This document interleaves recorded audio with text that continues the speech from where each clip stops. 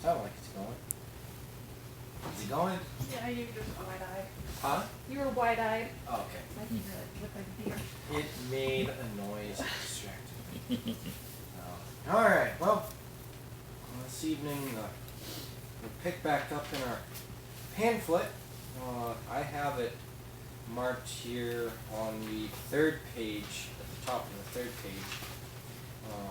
Last week, as we began this summary of the book of Amos, we began to look at and talk about just the condition of Israel, the condition of the surrounding nations when Amos was making these prophecies. Really using this pamphlet, these few pages here, as a introductory summary of the book, so that as we continue to go through the book over the next few weeks, we'll have something to look back on, some perspective on the entire book, perspective on the history of the nation Israel, the surrounding nations there, and then as we bring the book to a close, I'd like to circle back around to this summary and use it as a sort of an epilogue. So we'll hold on to these when we're finished with them tonight, because we will be breaking them back out after we finish the book of Amos, and just kind of rediscussing some things in light and perspective of having just looked at the book. But this evening we'll finish this pamphlet, and then we will more than likely begin talking about chapter 1. We certainly won't make it through the entirety of the chapter, but we'll at least start with the first few verses and what Amos had prophesied dealing with Damascus. All that being said, we pick up at the top of page 3, the second paragraph down, allusions to Judah.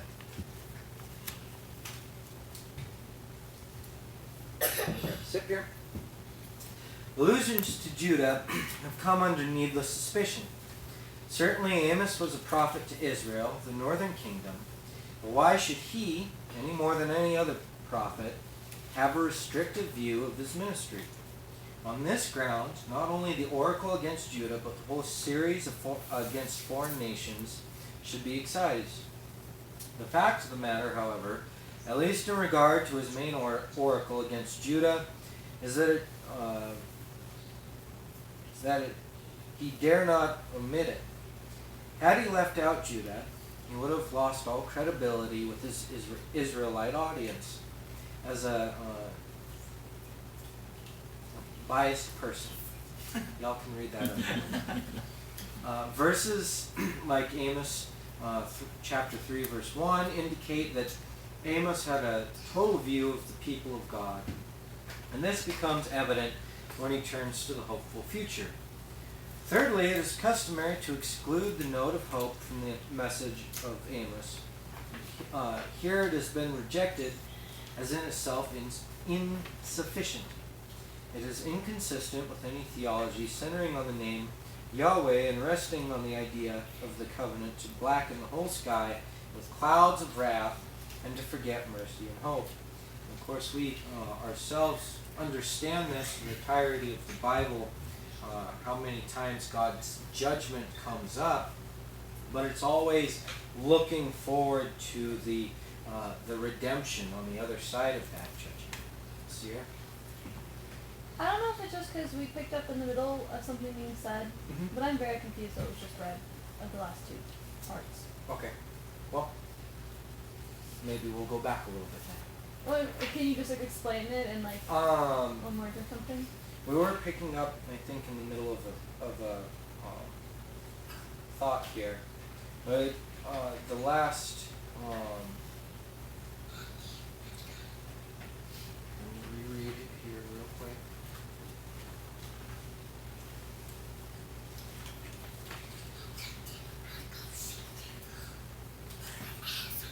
So the last paragraph, the top of the last paragraph, at the bottom of page 2, the thought was established that the book of Amos, the letter of Amos, is irrelevant, because all of the prophecy that was given in the book of Amos had already happened, that there's no point to it, to studying it today. The other thing being that because there were so many very specific prophecies in Amos about these different nations being judged, about how they were judged, about their ultimate destruction, that because of these specific prophecies, the book of Amos could not have been written when it was said that it was written. So I believe last week we mentioned, or I mentioned, dwelt for at least a few minutes on other books that have been called into question over the same issue. Certain parts of Daniel, the book of Isaiah. They're here a few years ago. I don't know, I haven't heard any rumblings of it lately, but a few years ago there was a movement trying to discredit that Isaiah was written by prophet Isaiah, claiming that it had 2 or 3 different authors, just because of some of the things that Isaiah had prophesied.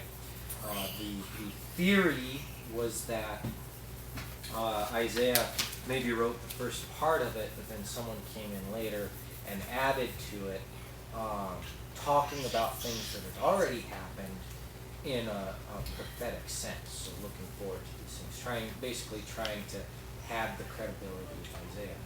When you study the book of Isaiah, that very quickly becomes just an old argument. There really isn't any basis for it after all, but the same accusations come against Amos, that it was written after the fact of when it was supposed to be written. We'll talk a little bit about some of the prophecy that was given here. Does that kind of help? So is that what we just read, the last two Yeah, paragraphs? so we're just reading the continuation of that thought. That Amos was a prophet, that he really was a prophet, that he really was sent to Israel, to Judah with this message, and that I believe, if I was understanding as I was reading, the author of this pamphlet was just elaborating on why Amos is a valid book, valid thing to study, and that he was a historical author.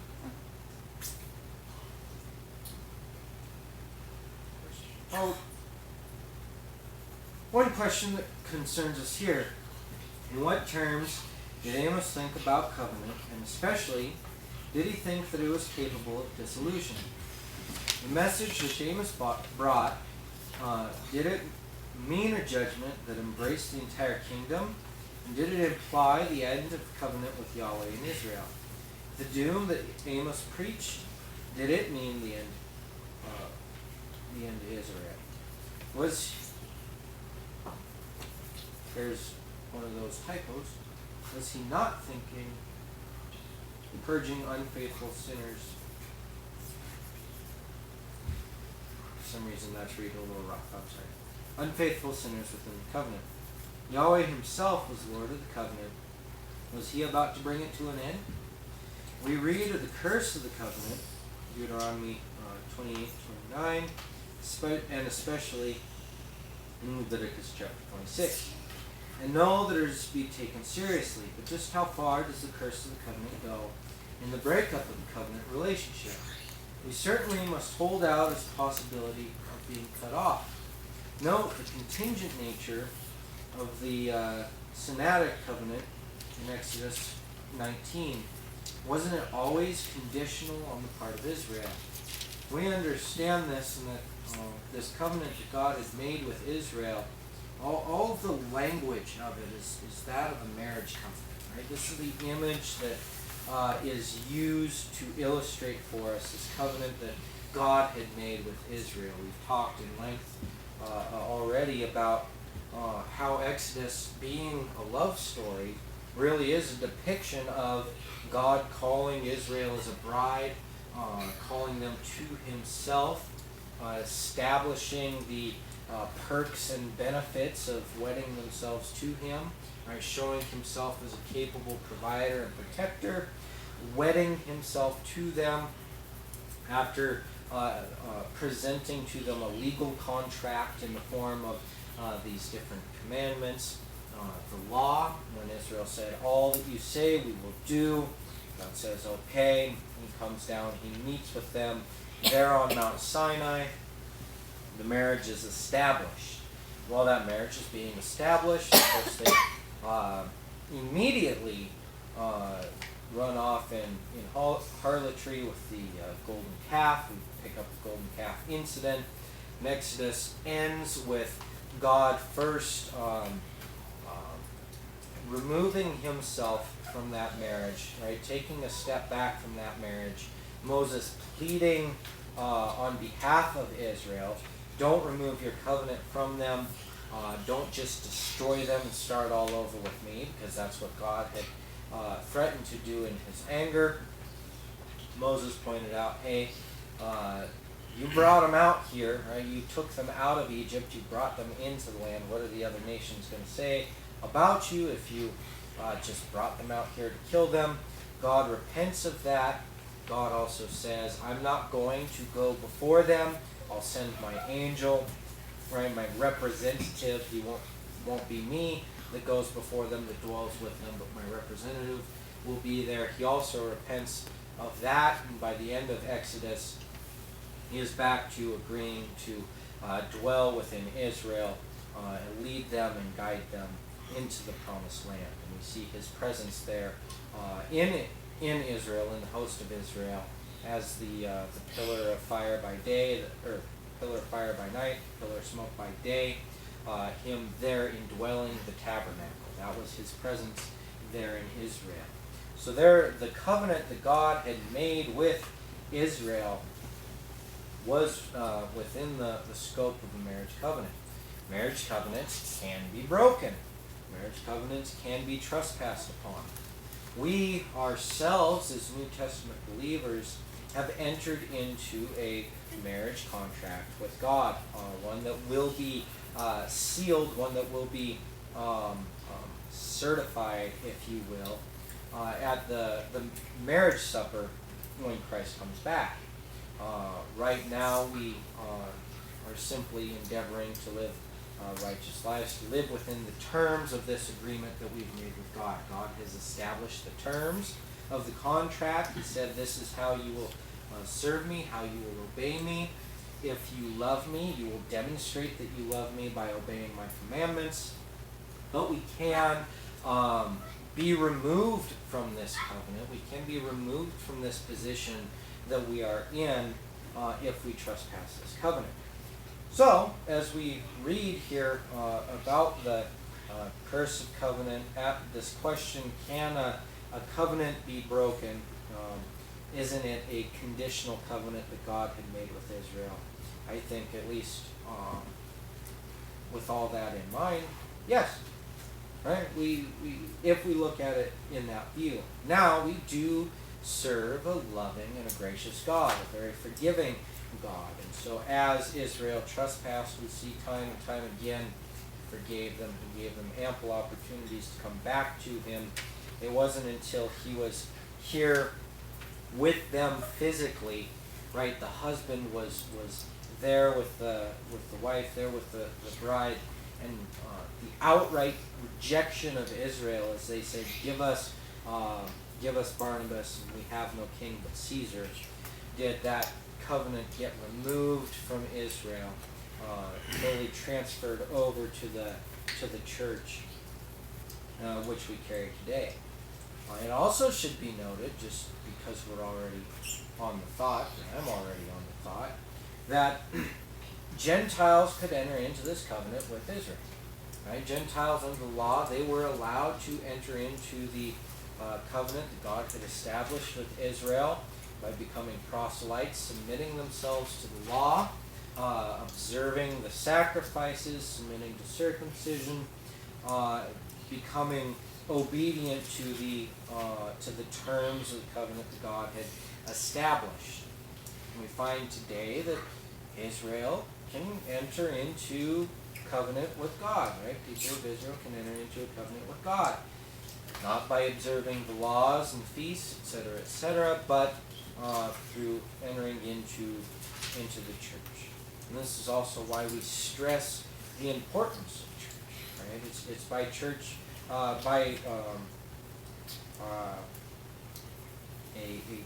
it's by your tie to the church that you have entrance into this covenant with God. God has, just like He gave this contract to the nation of Israel, the entity that was the nation of Israel, which individuals could partake in through their attachment to Israel. So we see that now God has given this same covenant to the church, to the entity of the church, understanding that it's not a universal thing, but that He's given this covenant to His churches, and that individuals have entrance into this covenant by their adherence to a body. That's why you can't just be a believer, right? Believe in God any way that you see fit, and still receive the full reward that comes with covenant, right? Covenant relationship. That's all I'll say about that. We can run off on a rabbit chasing that. But I've heard enough of my voice for now. Sierra, would you pick up where we left off? I believe it's there while it's true, but it's an everlasting. Well, it is true that it is an everlasting covenant, and that God is a covenant-keeping God, and that He cannot be proved to be false in His word. It is not so of man. Man can break that covenant, man can be false, and the individual can be cut off so that the curse of the covenant falls upon him. And should the number of the unfaithful people under the covenant be more than the faithful, the remnant, then the majority as a whole will be cursed. It seems important, however, to ask at what point the concept of contingency applied within the covenant. The sequence covenants from Noah through Abraham to Moses gave many in Israel the impression of a laxity of divine purpose. The Lord is committed to taking a people for Himself, and to find that people in the family of Abraham. He can't do otherwise and prove Himself true to the covenant with Abraham. Nothing else, for example, explains why He should be bothered with such an unattractive, thankless crowd as the people who were slaves in Egypt and who became the incessant grumblers of the Mosaic age. Deuteronomy relates the covenant policy of Yahweh to the unexplained love which He has for this people. It is hard, indeed impossible, to believe that contingency exists at this point, and to be noted that when the great rebellion arose over the golden calf, Yahweh purposed a fresh start within the family Abraham. Not the wholesale sweeping destruction, even the new covenant states, God is able of these stones to raise up children unto Abraham. How much farther do you want to go? Stop there. Okay. Or going through the end of the page. End of the page? You realize there's only not much in that. Oh. Okay, well then, stop there. We should stop for thought and question anyways. Does anybody have any questions or comments about what we've gone over so far?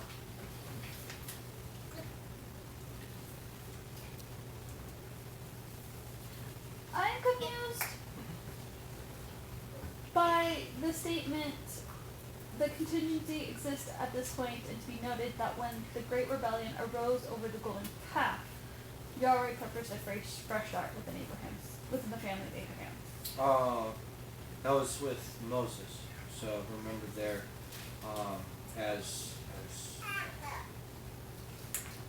they were trespassing with the golden calf, God said, "I'll destroy this people. I'll begin again with you, Moses." Moses being of the seed of Abraham, tribe of Levi, I believe. So he was proposing this fresh start with Moses, becoming this nation. Again, that's where we find Moses had talked him back, said, you brought this people out here, don't just kill them here in the wilderness.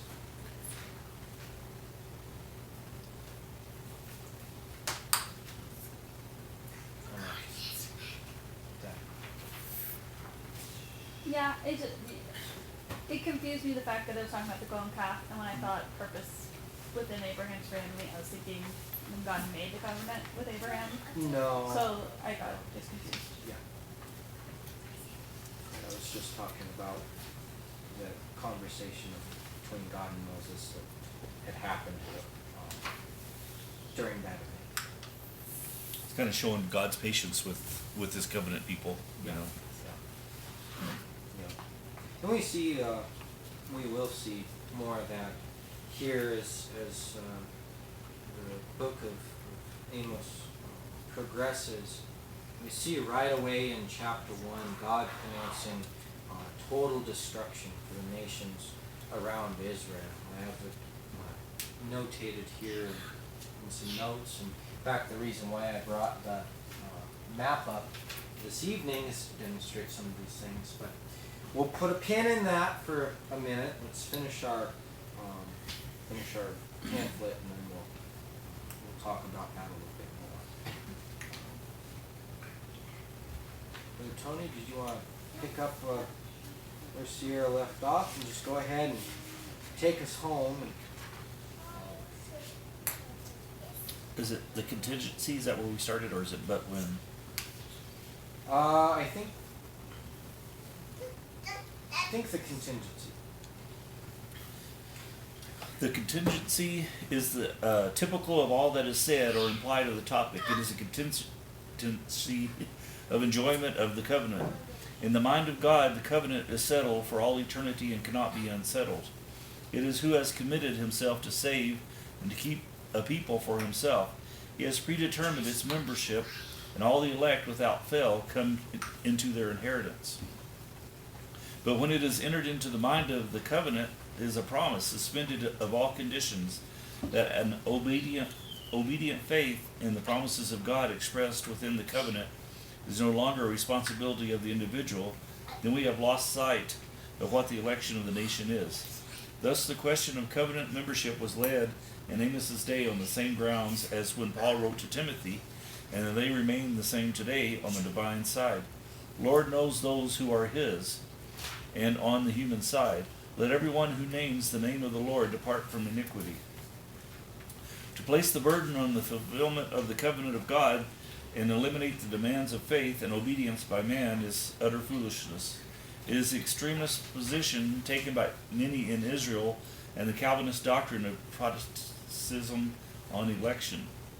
The question of whether Amos was teaching that the Lord had decided to change his covenant purposes, or whether he was telling purgative judgments designed to sweep out of the covenant people all those whose profession was a pretense and whose did not show the marks of true membership, must be settled in our studies, chapter 7 through 9. The view that the Lord was committed the absolute termination of the covenant can be sustained only surgical approach to these chapters, which removes all that suggests any notion of remnant according to the grace and hope of the future. It is also incidentally makes Amos a false prophet who told what did happen at the end of the covenant. On the other hand, the view of Amos sees the operation of the curses of covenant designed to purge out false members and to purify true members accords with these chapters taken exactly as they stand.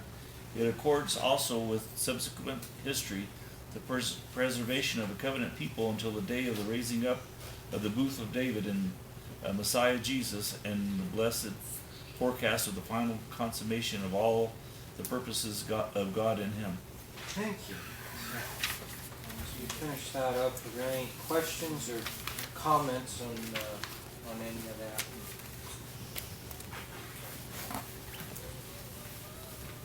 So I thought it would be good to go through that, just because as we go through this letter, through these prophecies, I want to focus more on the history involved in what's written down. I want to look at some of the imagery that's used, and some of the scope of the prophecies of Amos.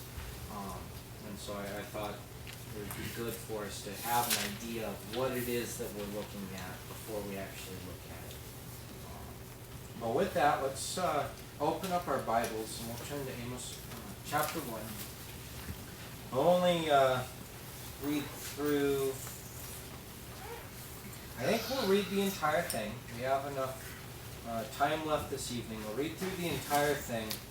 Then likely we'll only take the time to look at the first few verses in detail and talk about those. So Amos chapter 1, starting in verse 1. The words of Amos, who was among the herdmen of Tekoa, which he saw concerning Israel in the days of Uzziah, king of Judah, and in the days of Jeroboam, the son of Joash, king of Israel, 2 years before the earthquake. And he said, the Lord will roar from Zion and utter his voice from Jerusalem, and the habitations of the shepherds shall mourn, and the top of Carmel shall wither. Thus saith the Lord, for 3 transgressions of Damascus, and for 4, I will not turn away the punishment thereof, because they have threshed Gilead with threshing instruments of iron. But I will send a fire into the house of Hazael, which shall devour the palaces of Ben-Hadad. I will break also the bar of Damascus, and cut off the inhabitant from the plain of Avon, and him that holdeth the scepter from the house of Eden. And the people of Syria shall go into captivity unto Kir, saith the Lord. Thus saith the Lord, for 3 transgressions of Gaza, and for 4, I will not turn away the punishment thereof, because they have carried away captivity, the whole captivity, to deliver them up to Edom. But I will send a fire on the wall of Gaza, which shall devour the palaces thereof. And I will cut off the inhabitant from Ashdod, and him that holdeth the scepter from Ashkelon. I will turn mine hand against Ekron, and the remnant of the Philistines shall perish, saith the Lord God. Thus saith the Lord, for 3 transgressions of Tyrus, and for 4, I will not turn away the punishment thereof, because they have delivered up the whole captivity to Edom, and remembered not the brotherly covenant. But I will send fire on the wall of Tyrus, which shall devour the palaces thereof.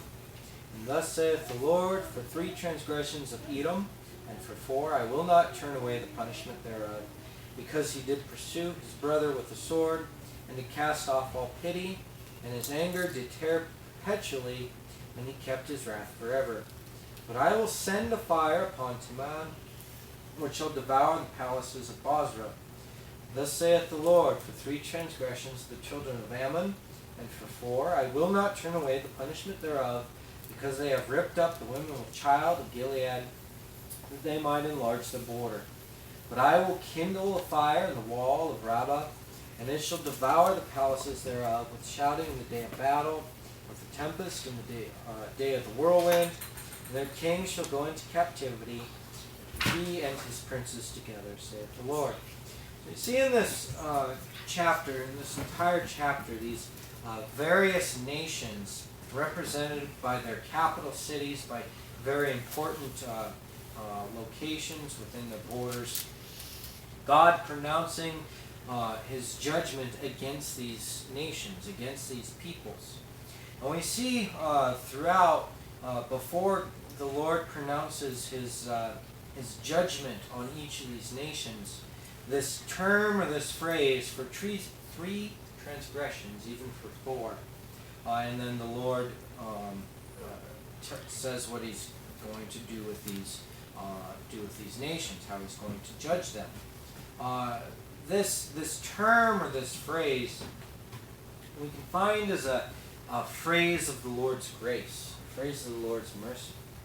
The Lord is essentially saying through Amos here, you transgressed 3 times. Right? 3 times you're out. That's enough. You could be judged for these things. But God's patience, his endurance allowed them to go even further. So it's as if he's saying, you blew it a while ago. I was patient with you. You're done. Right? The Lord demonstrating that He is completely justified in the destruction and the removal of these nations. Oftentimes when people look at God's judgment of the nations in Canaan, the nations around Israel, they see God as being a very cruel and bloodthirsty God. Right? How could a God who loves everyone command people to go in and to destroy every man, woman, child, all the animals, everything in the land? How could God command the death of so many people? But knowing and understanding the righteousness of God, there are a couple of things for us to consider. Number one is that it is God's prerogative who lives and who dies. Right? We understand that God numbers all of our days. He knows the day that He intended for us to be born. He knows the day that He will call us back home. He knows those things. He is just in those things. We cannot fault God either for our birth or for our death. He's given us this life and this opportunity. Acts says He set man in his appointed time, set the bounds of his habitation, that he might find him should he seek him, but he be not far from any one of us. God is sovereign over these things. It is the same with nations. God appoints when nations rise up. God appoints when nations are conquered, when nations are taken down. The scriptures very clearly tell us that God raises up nations and He takes them down. He uses them for His purposes. He appoints purpose for different nations, for every nation on earth. And in some way or another, I have this sneaking theory that the purpose for every nation somehow involves His people. But that's thought to be thought about in a different time. Going back to what I was saying, though, as God pronounces, as He sees fit to bring a new nation in, or as He sees fit to bring an old nation out, He is sovereign in that, just as He is sovereign in the birth and the death of every individual. How those nations, how those people come about, how they are destroyed, God is sovereign in these things as well. One thing that I have mentioned in the past is that God very apparently rose up Babylon for the conquering of Judah, for their keeping for 70 years, for their discipline as they were removed from the land. And then He caused Babylon to be destroyed just as quickly. The Babylon that we read about in the scriptures, I think I've talked about this before, they were the Chaldean people. Essentially what had happened was this was all Assyria. As you can see on this map, the Chaldees were a people that were right around in here. They were a conquered people of Assyria. Nebuchadnezzar's father started, either his father or his grandfather, started a rebellion. It started out very, very small, but Assyria, being a very large, very powerful nation here, following the river Euphrates, the river Tigris, a very fertile area, an area which really traditionally has held a lot of power for, was given a lot of power for whoever holds this land. The Medes up here to the north, they saw this stirring trouble down here that the Chaldees were causing. Assyria ruled as much by fear as they did by military power. So any rebellion that had happened, the rebels knew that if Assyria was allowed to conquer them, if they didn't succeed in their rebellion, they would be in for a world of hurt. They wouldn't just be outright killed, there'd be a very long and torturous death. So they ruled by fear as much as they did by military might. Media, wanting the Medes up here in the north, wanting an opportunity to overthrow Assyria, to add to their power as they expanded to the west from up in here, whatever's this way. They saw an opportunity because these Chaldean people, for whatever reason, were very tenacious. They were very resilient in their uprising and the rebellion. So they fed Nebuchadnezzar's father in that rebellion. With the help of Media, the new Babylonian Empire, Babylon, the old Babylonian Empire had been conquered long ago. The Chaldean people rising up as the new Babylonian Empire, they were able to very quickly, within 40 or 50 years, conquer all this area. So they, by the time of what we had read in Kings and Chronicles, as they had come up, they had already conquered about to here, about to there, by the time Nebuchadnezzar had come into power. Nebuchadnezzar comes in, he's able to come down, conquer Syria, conquer the Syrians, and conquer down into here, into Jerusalem, take Jerusalem away. By the end of Nebuchadnezzar's reign, Nebuchadnezzar had his son. God saw fit to eliminate the Babylonian Empire because they went beyond they went beyond their purpose as a chastening rod. They were very brutal people, adopting the Assyrian tactic of displacing a people, taking them from one end of the conquered, wherever they were conquered, taking them to the opposite end of the nation, dispersing them, doing all kinds of nasty things to them. So within a period of about 120 years, Babylon rose and fell to be a correcting rod for Judah. Right? All of that happened because God had intended to take Israel out of the land. And he needed them to be taken out, to be put in a place where after the 70 years had passed, when God said, all right, you'll be allowed back in your land,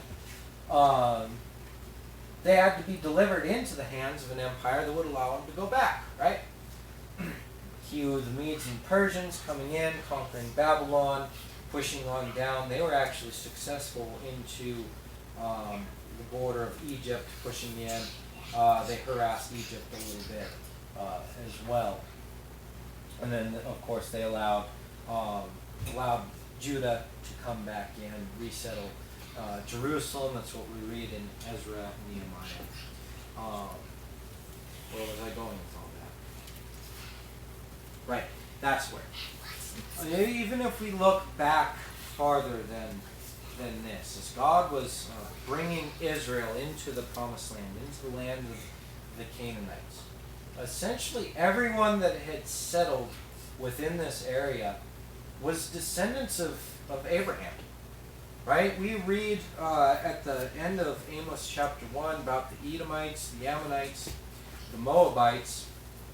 They were all descendants of Abraham. Edom, we talked about that a little bit on Sunday, one of the Sundays, when we talked about Esau. Esau was the father of the nation of Edom. Well, who was Esau? He was one of Jacob's sons. No. Not one of Jacob's sons, he was Jacob's brother. Forgive me, I'm still a little bit foggy. Ammon, same thing. The Moabites, same thing. I believe one of them came from Ishmael. But all these people here were descendants of Abraham. All these people here had opportunity to hear about God, to serve God themselves. Each of these nations, by the time God had brought Israel out of Egypt and into the land, had already debased themselves to the point of child sacrifice, to the point of serving a pantheon of false gods, very gross demon worship going on there in the land. So as God brought Israel out of Egypt, brought them around and into the promised land, as he declared to Israel, go in and conquer these nations, he wasn't just delivering Israel into the land, he was pronouncing specific judgment on these very idolatrous nations. Think about it for a moment. If we believe that every child is innocent in the eyes of God, if we believe that there is an age of accountability for every person, time when they have an opportunity to choose to either believe in God or do not believe in God, anyone who dies before that is accepted in the grace of God, is given life in the grace of God. They aren't condemned because God is a just God. As the Israelites came in and conquered this land, knowing the demon worship that was going on there, knowing the future of these children, knowing that they would not have an opportunity to know God in their lives, isn't it more merciful that God would allow them to die, to be yielded into his hands before they really were delved into some of this wickedness? The other question that we have to ask ourselves when it comes to the judgment of God is, what is different between God having his people go in and conquer a nation, or one nation go in and conquer another nation, using nations' militaries as these chastening rods? It's a natural disaster, right? If the object is to discipline a nation, if the object is to remind them that God is in control, God is just as capable of doing that by using a people or using a nation as he is by using something like a natural disaster. All that being said, we find that Israel has a very special place in God's heart. As we read through chapter 1, we see each of these nations being condemned. Each of these nations being told that they will be taken out of the land, that they will be destroyed. Some of these nations were destroyed. We'll look at that in more detail maybe next week. Some of these nations will be destroyed in time to come. However, even as Israel perverted the worship of the Lord, debased themselves to worship the demons of the land, to worship as these other nations were worshiping, to commit atrocities and abominations toward God, they still had a special place in God's heart. We will find as we read through the book of Amos, as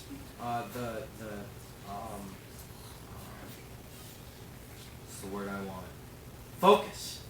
As the focus shifts from nations outside of Israel to Israel itself, God goes from telling these people that they will be destroyed, that they will be removed from the land, to telling Israel this message of hope that you will be chastised, that you will be conquered, that a people will come in and conquer you, that there will be death, there will be suffering, but I will preserve you. We find this. We find here in the scriptures, as God is pronouncing these judgments, each of these nations being nations which immediately border Israel. So God starts out by prophesying through Amos, saying, hey, look at the nations around you. This is what is going to happen to these nations. You have Damascus to the north, which is Syria. Their capital is right there, even if you can't read the letters from where you're at. Damascus is right there. Syria's empire was kind of just that right in there, something like that. Up in the north, they kind of pushed in this way a little bit. They were conquered by Assyria. As Assyria came in, they came down through Damascus. They destroyed the nation of Syria. They continued on down, and they eventually were allowed to destroy and to conquer Israel. We read about that during the life of Hezekiah, is when Assyria came in and completely destroyed Israel there to the north. We read about Gaza, which is to the west. These are the Philistine people. We know these people. They've come up in the news quite a bit. These are the Palestinians that everybody is in such an uproar about. These people who live just to the west along the coast of... Sorry, forgot to turn that off. These people who live along the coast here, sort of the southwest, southwest of Jerusalem, of Judah, down here, the Philistine people. Israel, as a whole, dealt with the Philistines for a lot of their history. They're still dealing with the Philistines. Tyre is representative of the nation of Phoenicia, which was to the northwest, again along the coast. All of this here, Tyre, Gaza, even up into Damascus, these are all nations that were dwelling in land which God had promised to Israel. When God had brought Israel into the land, He told them that they would inherit essentially from up here at the river Euphrates all the way down here to the river of Egypt, down in here somewhere. He told them that He would deliver all this land to Israel. And so these people that God is pronouncing judgment on are also nations which are inhabiting land that belonged to Israel. Land that Israel either forfeited, land that Israel had lost, or land that Israel had never gotten in the first place. If you recall the account of Joshua as they went into the land, they were very effective at conquering the nations that they did.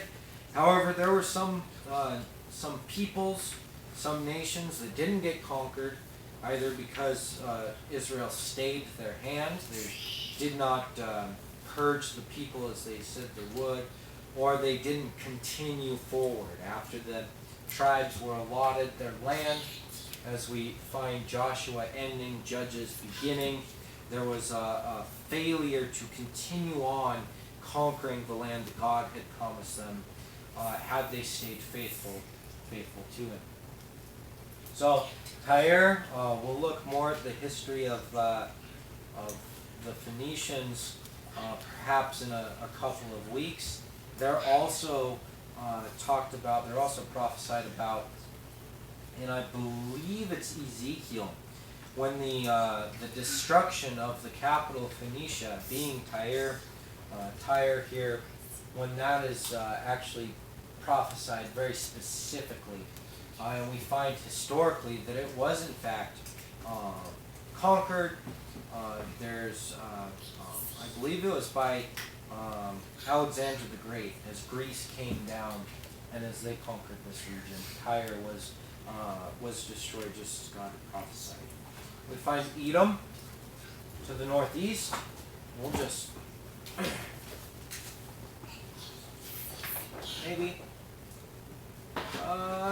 yeah. I have it notated wrongly on my notes. We have Edom down here, kind of to the southeast. They really conquered this area down here, all south of Judah, of Jerusalem, taking that over. We find Moab just a little bit north of them, and then Ammon. Let me see if I can find a map here. Yeah, this one. Ammon, from the northern border of Moab, had kind of this section in here and off in this general direction over there. These were all people that were off to the east. we find early on in the account of the kings that both Moab and Edom were vassal to the united nation of Israel before the split. After the split, because of some of the sins that were being committed, Moab rebelled against Israel as God said they would. Edom rebelled against Israel as God said they would. They were no longer vassal to God's people. They were instead a thorn in their side. Israel lost a lot of battles against these people before they came into sort of a cold peace. We were going to take a more in-depth look at Hazael and Damascus, but we are out of time for this evening. So we will put a pin on it there. Next week we'll pick up and looking at specific history of what the scriptures give us about these different nations, about these different kings, starting with Hazael and Syria, and then just going on down from there. I don't know if we will make it through the entirety of chapter 1 next week, but I would encourage you to take time, read through the book of Amos. It's only 9 chapters. Develop your own thoughts about it. Come equipped with questions, with comments.